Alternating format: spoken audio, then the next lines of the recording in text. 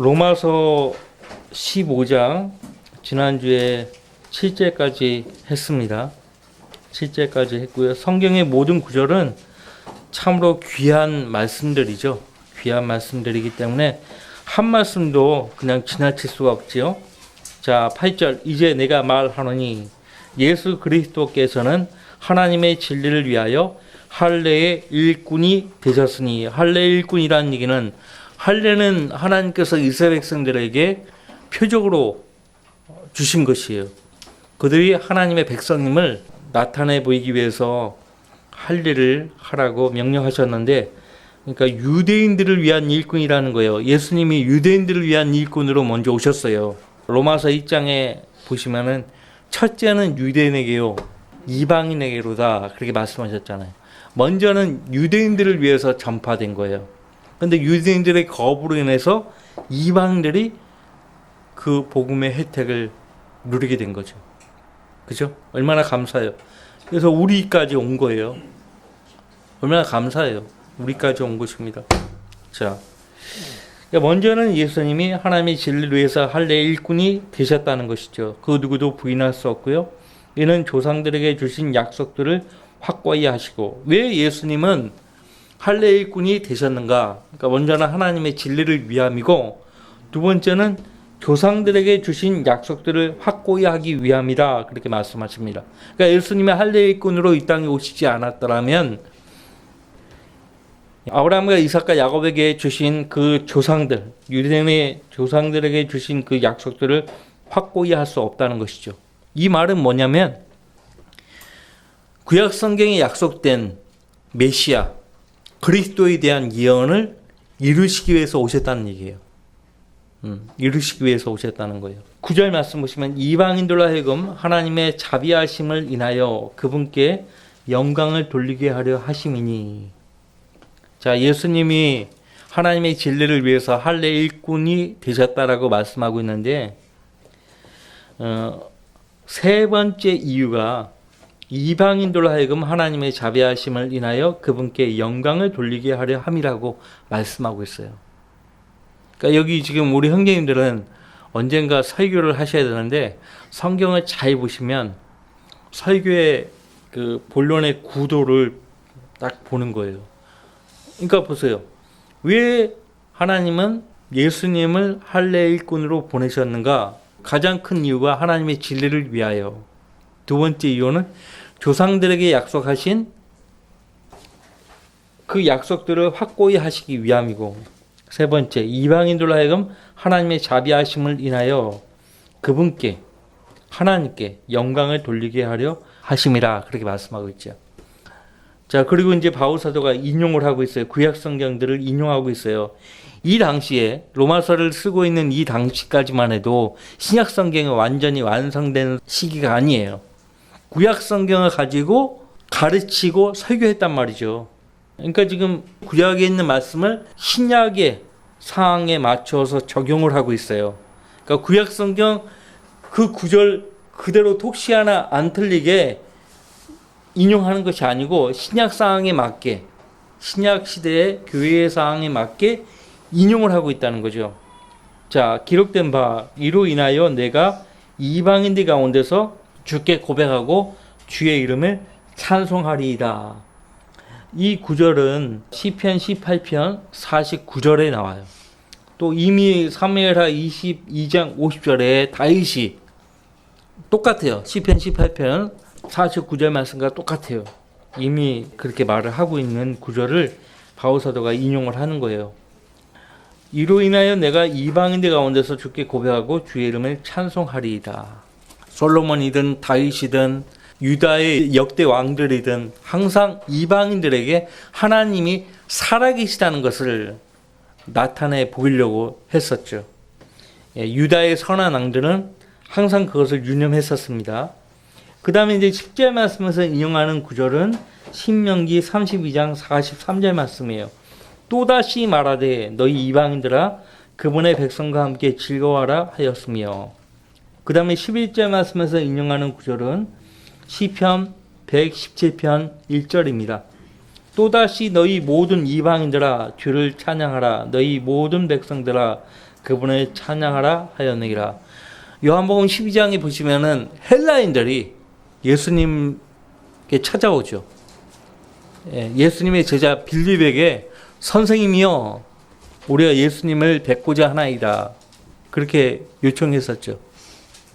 그러니까 이방인들도, 예수님 당시에 이방인들도 예수님 명성을 듣고 찾아오는 거예요. 명성을 듣고 찾아와요. 솔로몬 왕 때 시바 여왕이 찾아오잖아요. 그 먼 길을 찾아와요. 지혜를 듣기 위해서. 지혜를 듣기 위해서.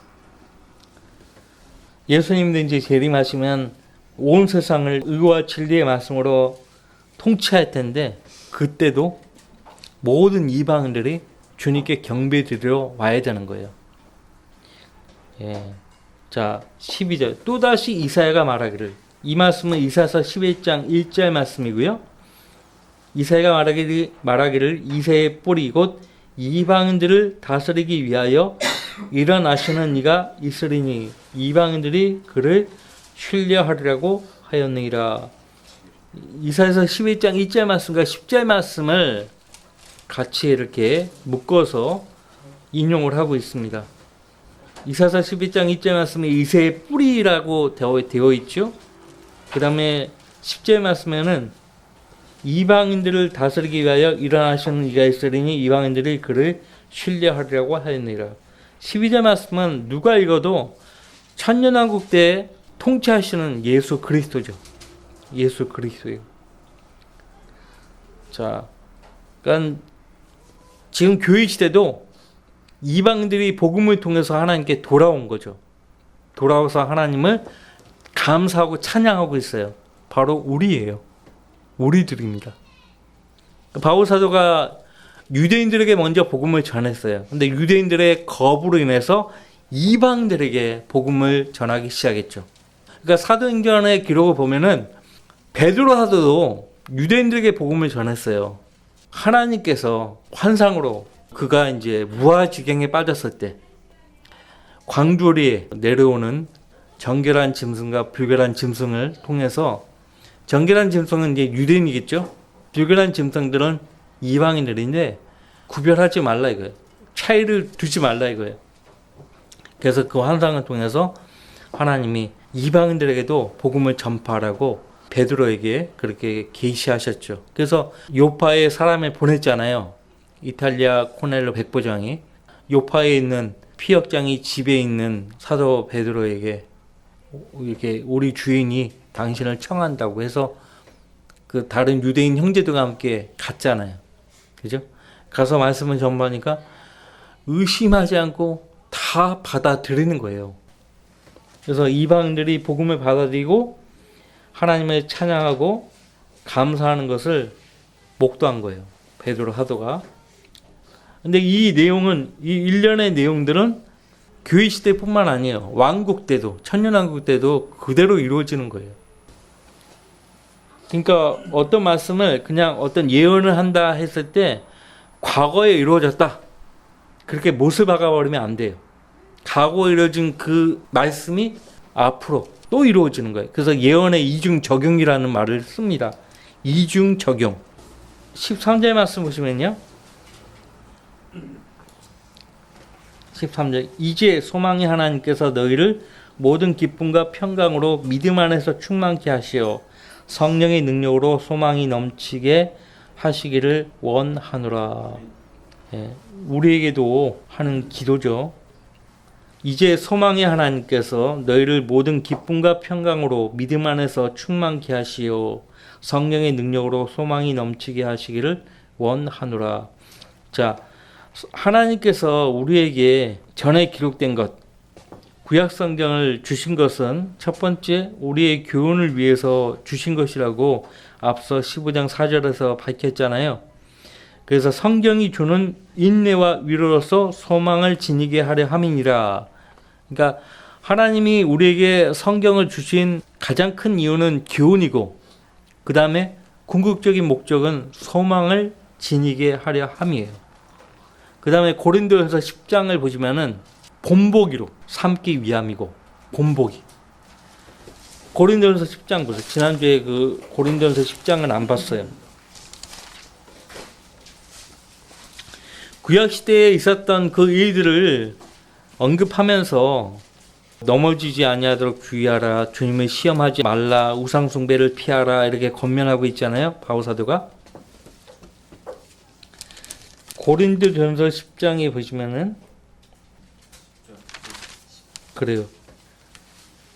11절 보시면은 이제 그들에게 일어난 이 모든 일이 본보기가 되고 또 세상의 끝날들을 당한 우리에게 권면으로 기록되었느니라. 권면. 본보기로 삼아서 권면을 받으라 이거예요. 왜냐하면 사람은 하나님 보실 때 다 똑같거든요. 시대가 바뀌고 상황이 바뀌었을 뿐이지 사람은 늘 똑같거든요. 그러니까 똑같은 상황에 처하면 똑같은 열매를 내는 거예요. 그러니까 과거에 구약에 기록된 모든 상황과 인물을 통해서 교훈을 충분히 받아야 돼요. 그래야 그들의 전철을 답습하지 않게 되는 것이죠. 우리가 역사를 공부하는 목적이 뭐예요? 역사를 통해서 반복적으로 잘못된 본을 답습하지 않기 위함이에요. 되풀이하지 않기 위함이죠. 본보기와 권면을 위해서 구약 성경을 우리에게 주셨다는 거. 그래서 최종적인 목적은요, 소망을 지니게 하려 함인데, 그 소망을 지니게 하려고 우리에게 성경을 주신, 구약 성경을 주신 그 하나님을 소망의 하나님이라고 말씀하고 있고요. 그 하나님께서 너희를 모든 기쁨과 평강으로 믿음 안에서 충만케 하시오. 믿음 안에서 충만케 하시오. 고린도후서 13장 5절 말씀에 바울 사도가 고린도 교회 성도들에게 뭐라고 말합니까? 너희 안에 믿음이 있는지 스스로 시험하고 확증하라. 예수 그리스도께서 너희 안에 계신 것을 너희는 스스로 알지 못하느냐? 그래야만 믿음 안에서 충만케 되고 성령의 능력으로 소망이 넘치게 하시기를 원하노라. 소망의 하나님께서 성령의 능력으로 소망이 넘치게 하시기를 원한다라고 기도하고 있어요. 14절 나의 형제들아 내가 너희에 관하여 내 스스로 확신하는 바는 너희도 선으로 충만하고 모든 지식으로 가득 차서 서로를 공부할 수 있으리라는 것이니라. 사도 바울은 로마에 있는 성도들의 영적 사항을 너무 잘 알고 있는 거예요. 자세히 알고 있는 거예요. 자, 바울 사도가 로마에 있는 성도들에게 스스로 확신하는 바는 너희도 선으로 충만하고 모든 지식으로 가득 차서 서로를 권고할 수 있으리라는 것이니라. 우리가 서로 권면하고 권고하려면 선으로 충만하고 모든 지식으로 가득 차야 합니다. 어떤 사람의 경우에는 하나님의 지식이 교만하게 할 수 있어요. 하나님의 지식이 문제가 아니죠. 진리의 지식이 문제가 아니고 그 사람의 됨됨이가 문제죠. 응? 그 사람의 그릇이 문제인 거예요. 아니 세상에서도 교육을 많이 받으면 받을수록 벼에 비유하잖아요. 겸손하다고 그렇게 이야기하는데 하물며 하나님의 진리의 지식을 배운다는 사람이 교만하면 되겠어요? 형제자매들을 판단하고 자기 아래로 보고 그러면 되겠냐고. 예수님 뭐라고 하셨어요? 마태복음 12장 보세요. 늘 듣는 말씀이지만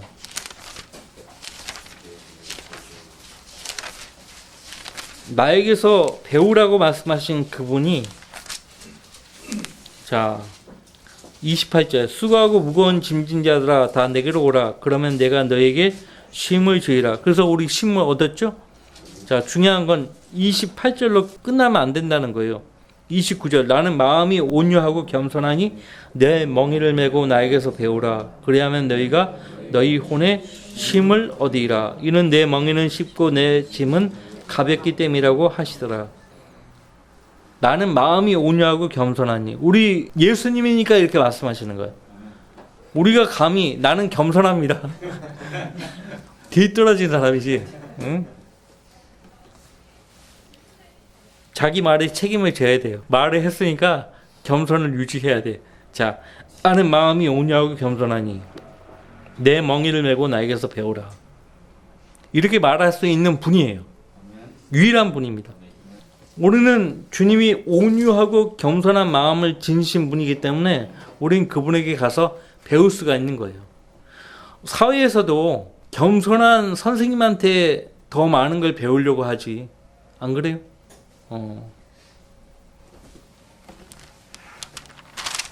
바울사도가 항상 그의 서신에서 강조하는 것은 겸손이에요. 겸손. 겸손의 예를 빌립보서 2장에서 예수님으로 나타내고 있죠. 겸손이. 자, 다시 로마서 15장으로 가면 서로를 권고할 수 있어야 하는 것이니라. 여러분들도 마찬가지입니다. 예, 선으로 충만하고 하나님의 모든 진리의 지식으로 가득 차게 되면 옆에 있는 형제자매들을 권고할 수 있어요. 권고의 목적이 뭐예요? 세우는 거예요. 권고란 말은 세운다는 거거든요. 권면도 마찬가지예요. 권면과 권고의 목적은 그 형제자매들을 믿음 안에서 굳게 세우기 위함이에요. 세우기 위함이에요. 설교도 여러분들을 세우기 위해서 설교하는 거거든요. 세우기 위해서. 15절.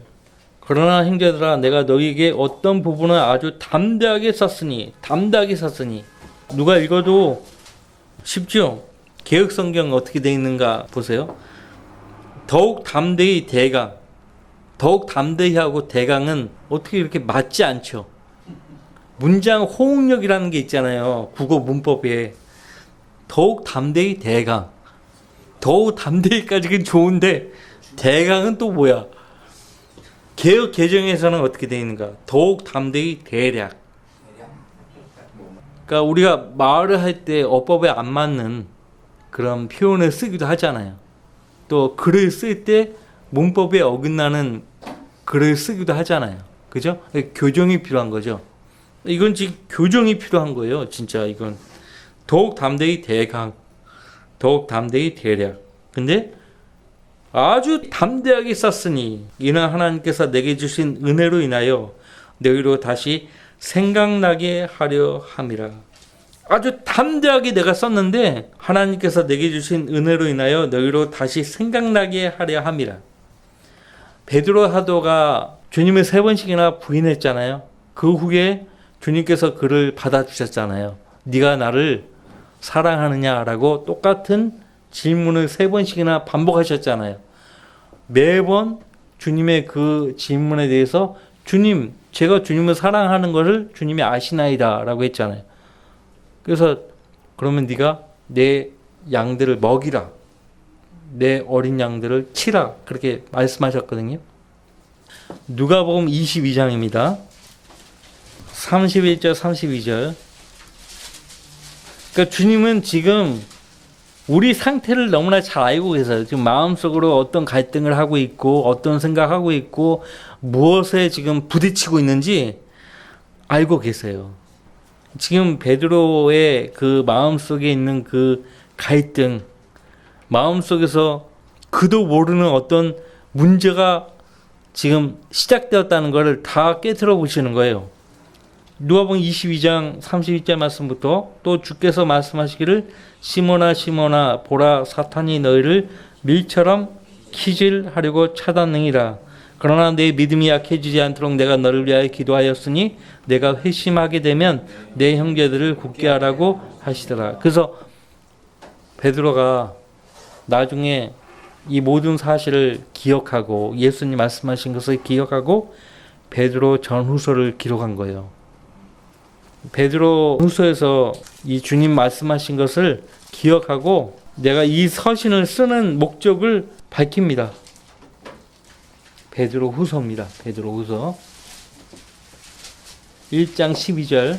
베드로 후서 1장 12절. 아까 누가복음 22장 32절 여백에다가 베드로 후서 1장 12절 말씀을 적어 놓으면 좋겠습니다. 이러므로 너희가 이런 것들을 알고 현재의 진리에 굳게 서 있지만 나는 항상 너희로 이런 일들을 기억하게 하는데 소홀히 하지 아니하겠노라. 그렇죠. 기억하게 하는데 소홀히 하지 않겠노라. 그래서 베드로 전 후서를 쓴 거예요. 사도 베드로는 로마에 가서 사역하지 않았습니다. 로마에서 사역하지 않았어요. 베드로 사도는 지금 베드로전서 1장 1절에서 밝히고 있듯이 지금 터키 북부 지역이에요. 가파도기아, 본토, 비두니아 이쪽이에요. 지금 흑해 연안 쪽입니다. 그쪽에서 사역을 주로 했고요.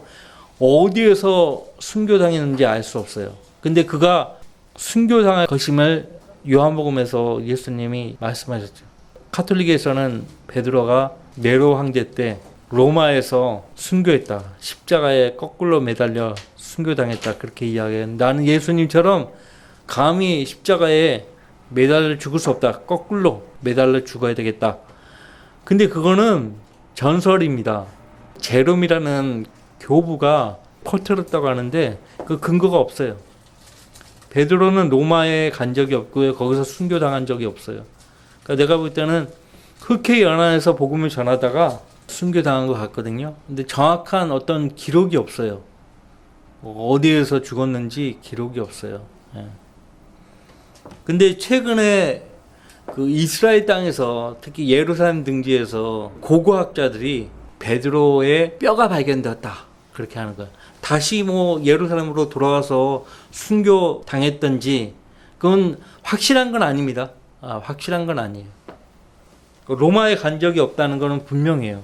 이따가 공부할 텐데요. 어쨌든 로마서 15장으로 다시 오셔서 아주 담대하게 썼다라고 했는데요.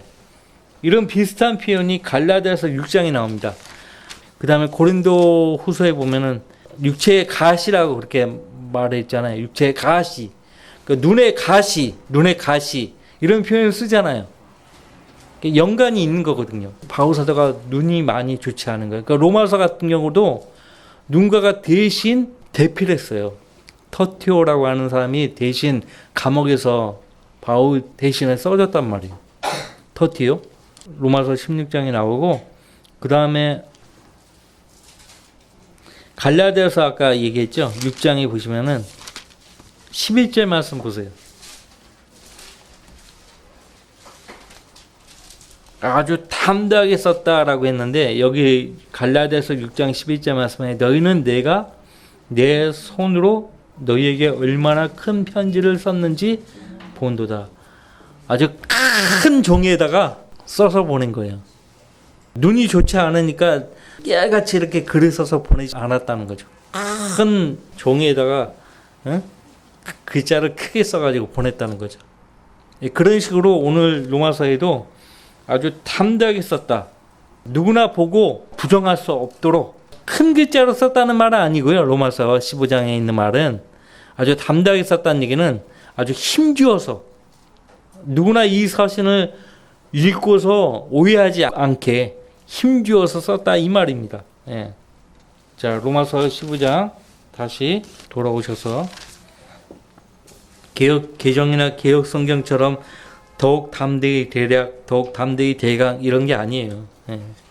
15절 아주 담대히 썼으니 이는 하나님께서 내게 주신 은혜로 인하여 너희로 생각나게 하려 함이라. 이는 나로 이방인들을 위한 예수 그리스도의 일꾼이 되게 하시. 아까 예수님은 하나님의 진리를 위해서 할례의 일꾼이 되셨다라고 했는데 바울 사도는 자기를 이방인들을 위한 예수 그리스도의 일꾼이 되게 하시어 그렇게 말하고 있죠.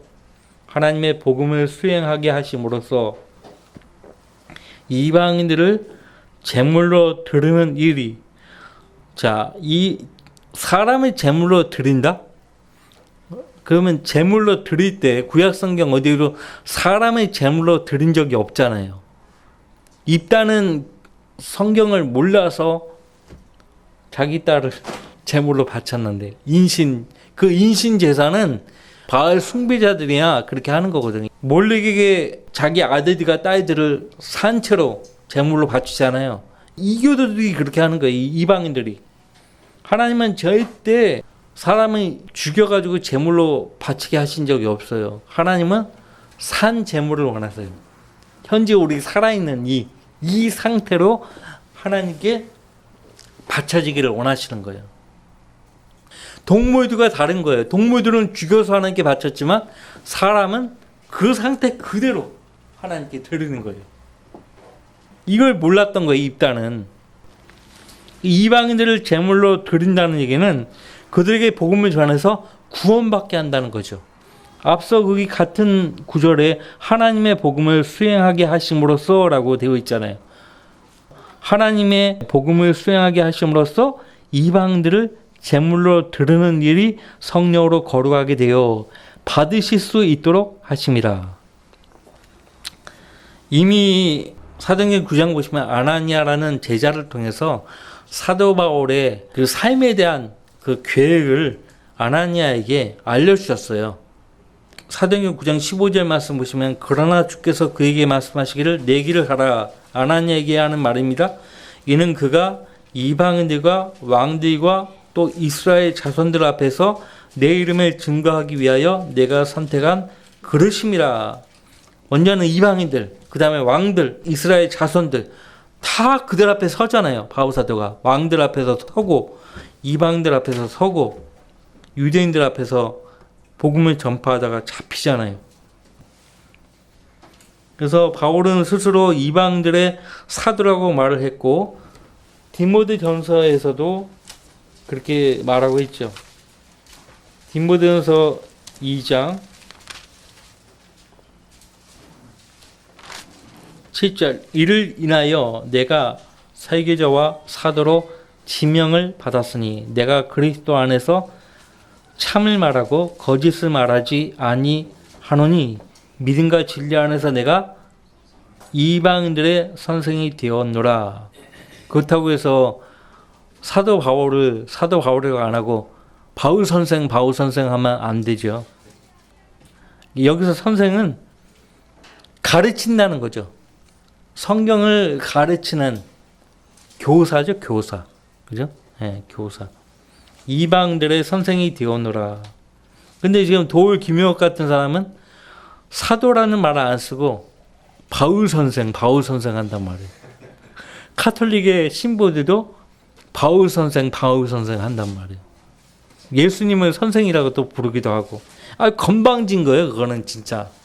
건방진 거. 세상 사람들이 모르는 사람들한테 선생님 하잖아요. 근데 성경에서 선생님 할 때는 부정적이에요. 유다 이스카리옷은 항상 예수님을 가리켜서 주님이라고 얘기한 적이 없어요. 선생님이라고 말해요. 그건 좋은 거 아니에요. 그러니까 두 가지 개념이죠. 선생님 할 때는 그 분야에 대해서 내가 모르는 바를 전문적으로 아는 분이니까 신뢰하는 차원에서 선생님이라고 하는 거고, 날 가르쳐 주십시오. 또 하나는 그냥 칭호예요, 칭호.